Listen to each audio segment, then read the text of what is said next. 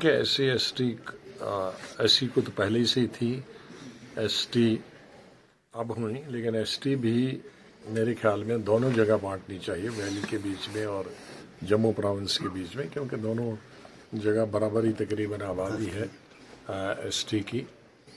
और जहाँ तक सीटों का सवाल है, क्योंकि सीटें डिलिमिटेशन में दो चीज़ें ध्यान में रखी जाती हैं, एक तो आबादी और दूसरा एरिया।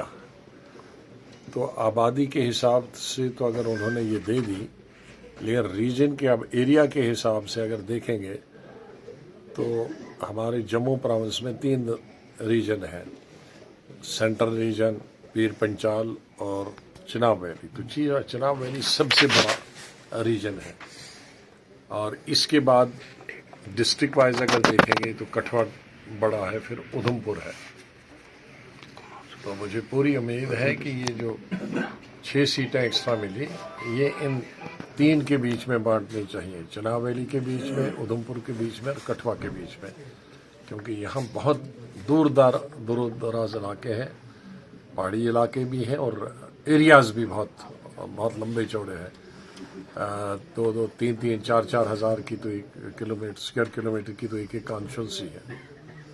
ये शहरों में नहीं बांटने चाहिए, शहरों में चाहे आबादी है, लेकिन है क्या 5 किलोमीटर 6 किलोमीटर की तो कॉन्स्टिट्यूंसियाँ हैं, इससे भी कम स्क्वायर किलोमीटर। लेकिन कुछ तो हमारे साइड तो 4,000 स्क्वायर किलोमीटर की भी कॉन्स्टिट्यूंसी है, 3,000 स्क्वायर किलोमीटर की भी कॉन्स्टिट्यूंसी है। काफी कम समय दिया गया है। 31 दिसंबर को जो है उनका जो है जो मीटिंग में जो नहीं, वो मेंबर्स बात है, उसको तो पूरा जनवरी कम से कम देना चाहिए था, क्योंकि लोगों को फिजिकल वेरिफिकेशन भी करना है, कंसल्टेशन भी करना है, देखना भी।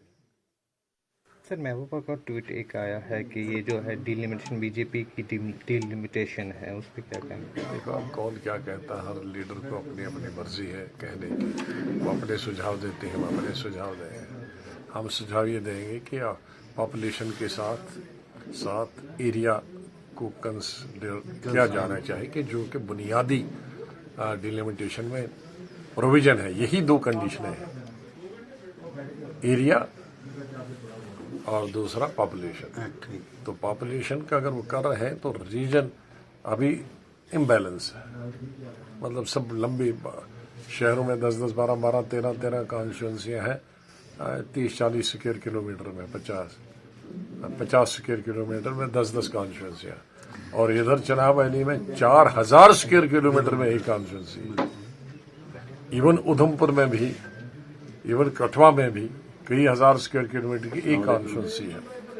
तो वो जो उसको भी ये जहन में रखना चाहिए, बल्कि प्रियोरिटी पे वो होना चाहिए, population should be secondary. Sir, जैसे आपने बताया कि कांग्रेस जो है बहुत सालों से यहाँ पे जम्मू कश्मीर में काम कर रही है, मगर आज वो उस मीटिंग से बाहर थी, उसके लिए क्या हो गए? कौन कहा ना? जो NC और BJP यहाँ डिलिमिटेशंस में थी मीटिंग में। नहीं, वो तो हमने तभी ऑब्जेक्शन की थी, क्योंकि जी डिलिमिटेशन हमेशा पार्टी के आधार पर होती है, कभी नहीं कि उसका लोकसभा में आदमी होगा या राज्यसभा में होगा, असेंबली में उसका आदमी है या नहीं है, उस पर कभी नहीं होती है। तो ये तो डिस्क्रिमिनेट किया गया है कमेटी बनाते वक्त, क्यों टेलर मेड कमेटी थी कि किस पार्टी का था। इसमें भी कांग्रेस का कोई नहीं था, इवन PDP का कोई नहीं था, पैंथर पार्टी का कोई नहीं था, इवन दूसरी रीजनल पार्टीज हैं उनका कोई नहीं था। हमेशा जब डिलिमिटेशन होती है तो उसमें पार्टी को रिप्रेजेंटेशन दी जाती है। खैर, जो बड़ी पार्टी है उसको ज़्यादा मेंबर, जो कम है तो इस दफ़ा सिर्फ 2 ही BJP और PDP NC थी, दूसरी कोई पार्टी है ही नहीं। सर, जम्मू कांग्रेस इतनी बड़ी पार्टी, उसका कोई मेमोरी नहीं करो एक सवाल, फिर वापस आप ले। सर, ये जो अभी PDP का हाल है पूरे स्टेट में, तो इसको किस तरह से देखेंगे? PDP जाने और उनका काम ज़्यादा। सर, जम्मू कश्मीर में जो है अगर देखा जाए पिछले 3 दिन से जो है PDD एम्प्लॉयज स्ट्राइक पे है, आम लोग पिसा जा रहा है। क्या लगता है आपको जो है बीजेपी जो गवर्नमेंट है सेंटर में, उसकी टायर पंचर हो चुका है, और अब जो है उन्होंने जो है जम्मू कश्मीर को एक आर्मी के अंडर किया है, जो जितने भी ग्रिड स्टेशन है, किस नज़र से देख रहे हो आप? देखिए, हर चीज़ में गिरावट आ गई है। जम्मू कश्मीर में तो जब से UT बनी है तब से विशेष रूप से सौतेली माँ का सलूक किया जा रहा है। लोगों की ज़मीनें छीनी जा रही हैं, लोगों को नौकरी से वंचित रखा जा रहा है, बेकारी बढ़ गई है, बेरोज़गारी बढ़ गई है, डेवलपमेंटल काम कोई हो नहीं रहा है, कोई तामीर नहीं हो रही है। सड़क की तामीर हो, कोई कॉलेज की तामीर हो, स्कूल की हो, अस्पताल की तामीर, ये सब ठप है। और जिसकी वजह से भयंकर बेरोज़गारी और बेकारी है।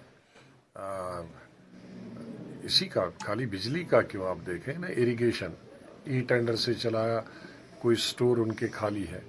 आप देखें इलेक्ट्रिसिटी वाला, उनके स्टोर में एक चीज़ नहीं हो कि बिजली का टोटा नहीं होगा, पाइप का, तार का। ये तमाम चीज़ें इस तरह से नया सिस्टम लाया गया, बाहर से लोग लाए गए हैं यहाँ रेत का ठेका लेने के लिए। माफिया रेत माफिया आ गया। हम सुनते थे पंजाब में रेत माफिया है, फला स्टेट में, यूपी में रेत माफिया है, लेकिन हमने सुना ही था, लेकिन अब देखने को अपनी स्टेट में आ गया। और ये यूटी की गिफ्ट में हमको मिली सब चीज़ें, ये तमाम यूटी में हमको दहेज में मिली है। ये माफिया वगैरह, शराब माफिया, ये माइन माफिया, रेत का माफिया, बजरी का माफिया, ये तमाम हमें यूटी में गिफ्ट में दहेज में मिली है। इन तमाम चीज़ों से हम बहुत दूर थे। सर, आपको लगता है आर्मी को हैंडओवर करने से लोगों की प्रॉब्लम अब इससे समझ लीजिए ये सही डिसीजन था कि नहीं? सरकार खत्म हो गई है कि अब आर्मी पर निर्भर होना पड़ा इनको। नमस्कार, मैं हूं मानक गुप्ता।